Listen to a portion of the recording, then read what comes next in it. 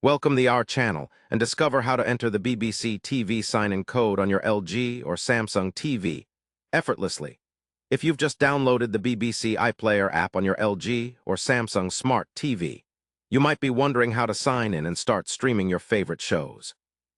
The process requires entering a unique sign-in code, which can seem tricky at first, but following these precise steps will have you enjoying content in no time. First, open the BBC iPlayer app on your TV. If it's your first time using the app, you will be prompted to sign in or create an account. When you choose to sign in, the screen will display an 8-character alphanumeric code. Write this code down or keep it visible as you will need it shortly. Next, take your smartphone, tablet, or computer and open a web browser. Go to the official BBC activation URL by typing https://www.bbc.co.uk/iPlayer/activate, or simply search for BBC iPlayer activation. On this web page, you will be asked to enter the code displayed on your TV screen.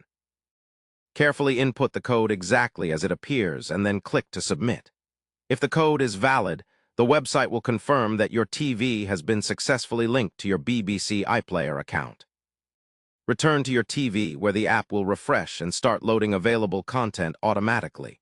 In case you encounter any errors like invalid code or connection issues, ensure you type the code correctly and that your TV has a stable internet connection. Sometimes restarting the app or the TV can resolve such problems. Remember, these steps apply similarly for both LG and Samsung Smart TVs, since both brands use a straightforward activation procedure to link your device with your BBC account. Now that you know exactly how to enter the BBC TV sign-in code on your LG or Samsung TV, you are all set to enjoy a vast library of British entertainment, documentaries, movies, and live streaming right from the comfort of your living room. Don't forget to explore the app's features, like creating watch lists and downloading shows where supported.